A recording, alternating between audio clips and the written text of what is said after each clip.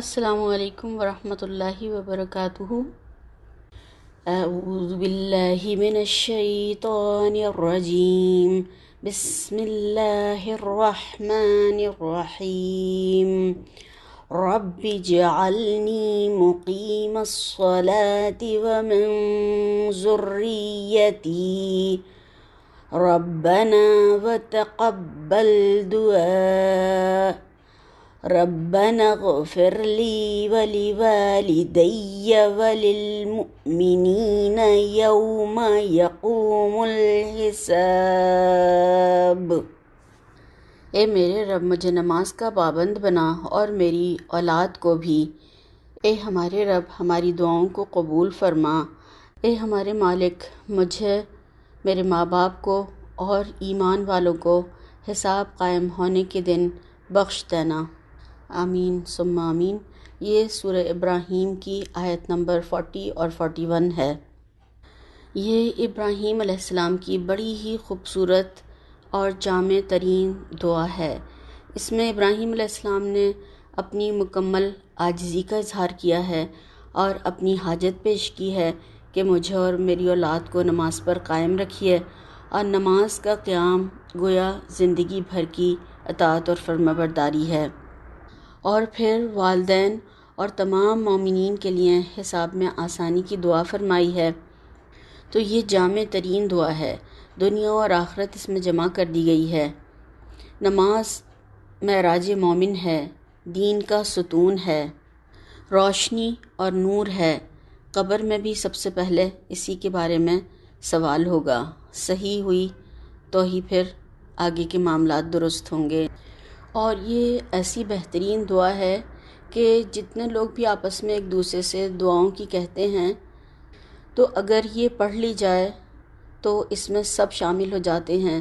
کسی کے لیے بھی اس سے بڑی دعا اور خیر خواہی اور کیا ہو سکتی ہے کہ وہ کل کے عذاب سے بچ جائے۔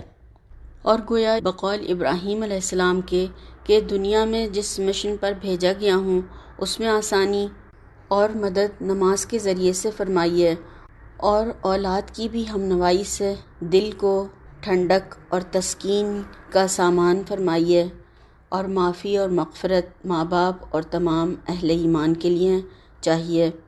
کل کی خوشخبری کے انجام بھی بخیر ہو، صلے اور انعام سے جنت کی صورت میں نوازا بھی جاؤں۔ آمین ثم آمین۔ آج تھوڑا سا اس دعا کے اوپر غور و فکر کرتے ہیں، تدبر کرتے ہیں اپنی تذکیر کے لیے، کہ اب ہم یہ دیکھیں کہ کیا ابراہیم علیہ السلام نے صرف اس دعا پر ہی اکتفا کیا تھا؟ اس کو پڑھنے کے بعد بس فارغ ہو گئے کہ اب مزید کسی عمل کی کوئی ضرورت نہیں، دعا کر لی ہے، اب بس میرا بیڑا پار ہو گیا؟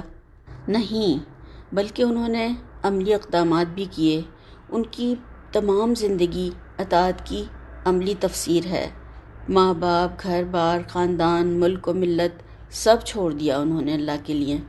آگ میں ڈالے گئے، یہ کہہ کر وہاں سے ملک کو چھوڑ کر چل دیے کہ میں تو اللہ کی طرف ہجرت کرتا ہوں۔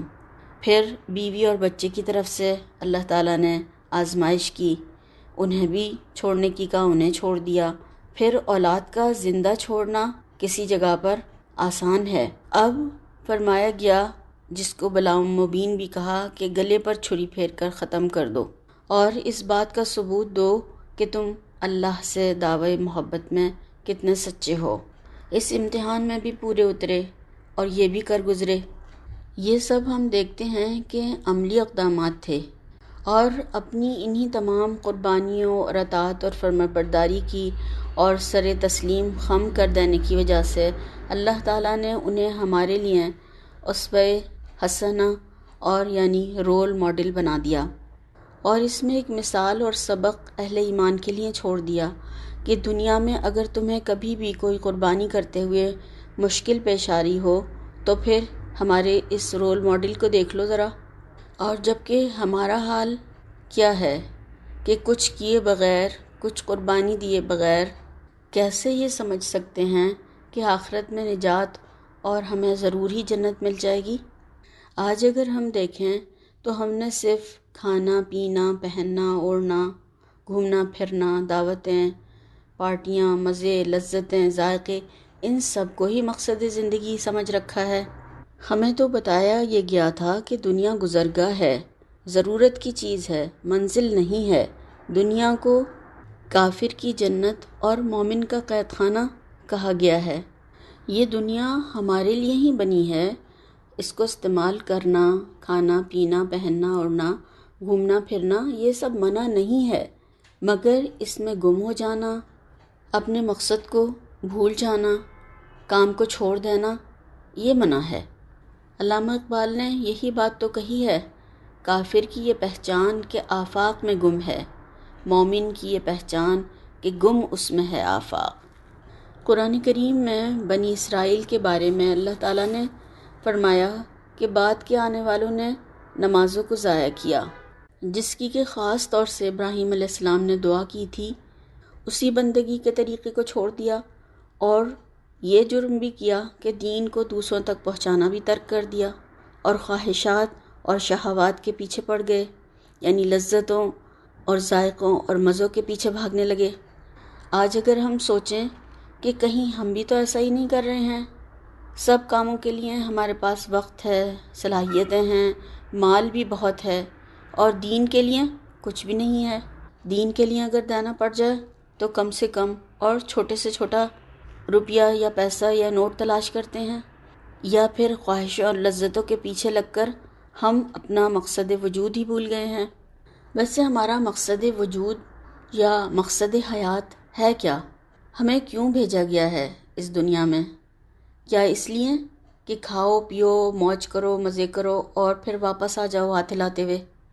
نہیں، بلکہ ہمیں بندگی کے لیے، اپنی عبادت کے لیے اللہ تعالیٰ نے پیدا کیا، اور اس کی بہترین شکل نماز، روزہ اور حج وغیرہ عبادات ہیں۔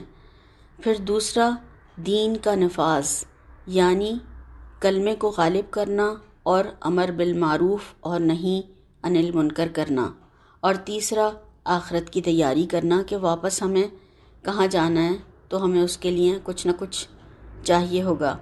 تو ان تینوں کو اگر ہم اس طرح کہہ لیں کہ رضائے الہی، اقامت دین اور فکر آخرت، جس طرح کہ ہم پر نماز فرض ہے اور ضروری ہے، اسی طرح دین کے کام بھی اتنے ہی ضروری ہیں، فرض ہیں۔ اگر نہیں کیے تو پوچھا جائے گا، پوچھو گی۔ ہم سے پہلے گزرے ہوئے ہمارے اسلاف یا ہمارے پیشرو جو تھے، اس مقصد کے حصول میں سنجیدہ تھے، وہ اپنا کام احسن طریقے سے کر کے ہمیں یہ کام سونپ گئے۔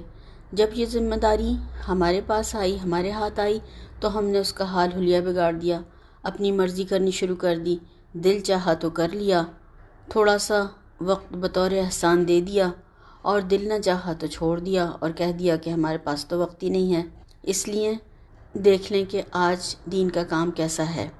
اس جرم کے بارے میں اللہ تعالیٰ ہم سے ضرور پوچھے گا کہ کیا کرنے کی کہا تھا اور کیا کر کے آئے ہو؟ جواب ہمیں یہیں پر سوچنا ہے۔ اور آج ہم یہ بھی دیکھیں کہ آنے والی نسلوں کے لیے ہم کیا چھوڑ کر جائیں گے۔ گویا دوہرے جرم کے مرتکب ہو گئے، ایک خیانت اور دوسرا کام چوری، کہ جو کام سونپا گیا تھا وہ ٹھیک سے نہیں کیا، اور آنے والوں کی صحیح رہنمائی بھی نہیں کر کے آئے۔ چند اشعار دیکھتے ہیں۔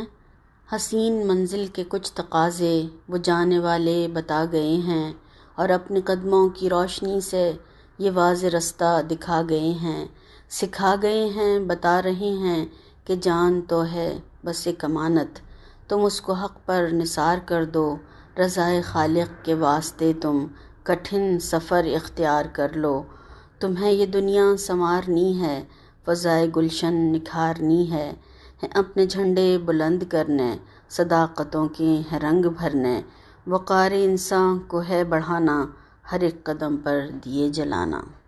تو اللہ تعالیٰ سے ہم دعا کرتے ہیں، اللہ تعالیٰ اس بات کی ہمیں یہیں پر سمجھ عطا فرما دے، اور اپنی تمام صلاحیتوں کو ہم دین کے فروغ میں لگانے والے ہوں آخری وقت تک، تاکہ ہم کل کے برے انجام اور اس کی پکڑ سے بچ جائیں، اور وہاں سرخ رو اور کامیاب لوگوں میں شامل ہو سکیں۔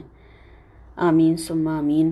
ربنا تقبل منا انک انت السمیع العلیم۔